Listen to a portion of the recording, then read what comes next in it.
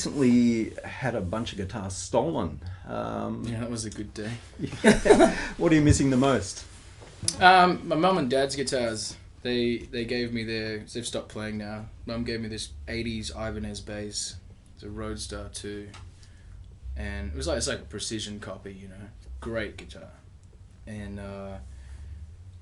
Dad gave me his 79 Strat. So I planned to put both of them in a glass cabinet with a picture of my folks, you know. They're not together anymore, but like the picture of the family band when we were kids. And yeah, so I always wanted to do that when I settled somewhere and bought a home. I wanted to have this glass case thing, but that's sentimental value. Missed that.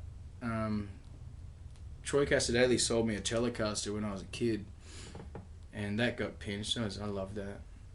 I didn't lose any of the really expensive collectible stuff that I have. These guys had no idea what they were doing, and like they took this cheap Delta like slide acoustic that I bought for like $50. Took it, and right next to that was a 1963 Gibson Archtop, and I was like, "What's you thinking, man? Like you should have taken the 63, you know." But so I've got an Elvis Presley J200, the big black one with the crowns all over it. They didn't take that, which is fabulous, but they did take my main guitar, which is a red Everly Brothers acoustic, bright red. That was, yeah. So at the moment, I had this was my studio guitar. It's now my studio Andro guitar. It's the best sounding acoustic I've heard unplugged. Other than an original's like a 58 or a 59 J200. But yeah, Gibson took me in and we had a little look through what they had. Found this thing. I was like, man, that.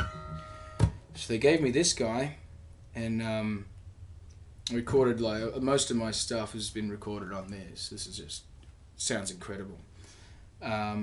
Which is it's called an SJ100, which is the same. Everything's the same as a J200, but it's a mahogany back and sides. And it's got the early Gibson decal. It's not even decal really, but it's the veneer. It's like a nice curly Gibson brand, but it's like a remake of an old 40s guitar, the old J200s in the 40s. So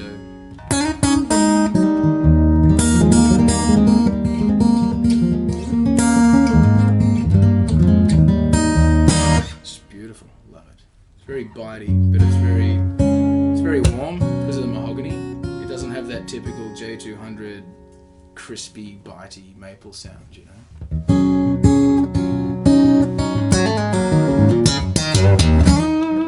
And yeah, so when they all got stolen, like this red one, I wanted this rock and roll, cool looking acoustic because it's acoustic rock. At the end of the day, this is the style. So I wanted this really cool looking acoustic. So this red J180, and I thought, well, I've got a couple of acoustics left. I'll use this one. And I had this beautiful Maton custom shop here, which I'll show you. And it was a plain natural finish, right? It was beautiful timber, like incredible flamed timber.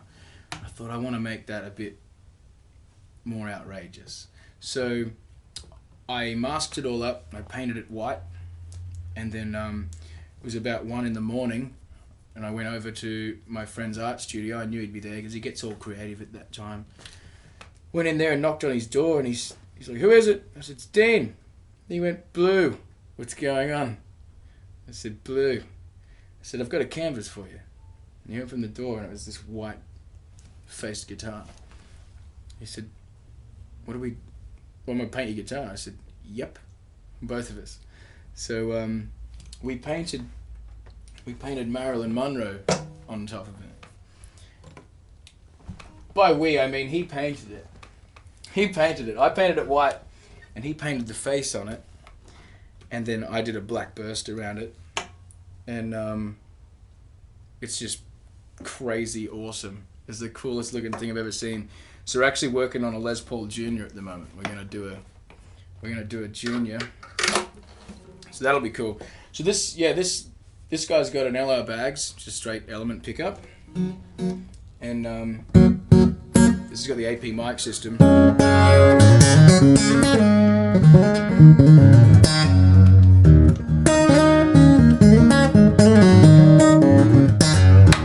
I like it because I can hit it if I need to.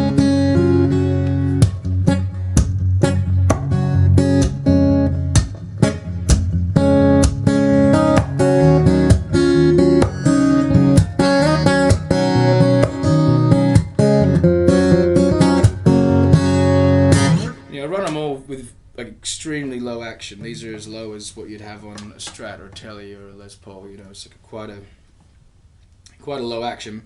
If I were to run, I run 13s. These guitars, like my guitars, always pick their string that they want to use. These guys are Elixir 13s, and those are Martin 13s. If I use anything lighter than that, these strings pull the neck forward just enough for it to be not buzzing out too much. If I use 11s or 12s, it makes no sound, it just frets out. So it has to be the 13s,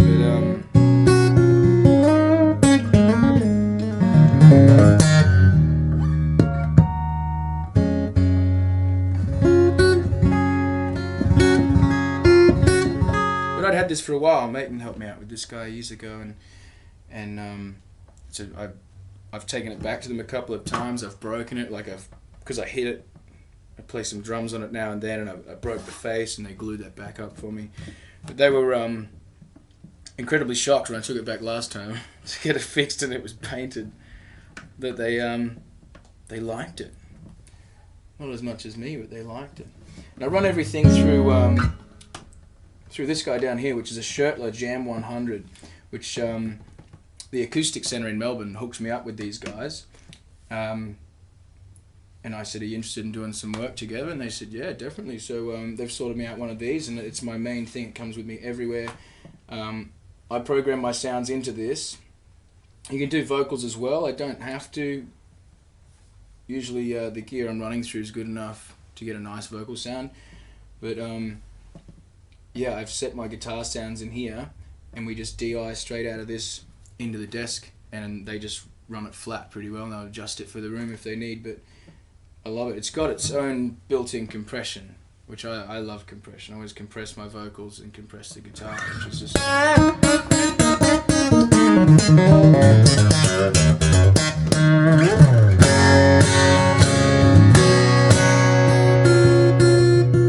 So if I'm bashing it or I'm picking it, it's quite level, it doesn't blow you away. Because I've always had trouble with that. I've always had to have acoustic compression because I will finger pick and then I'll belt the hell out of it, and it was always a sound man's nightmare.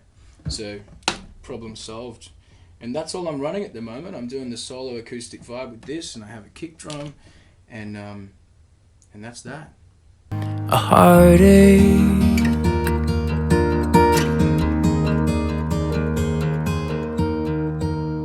a heartache.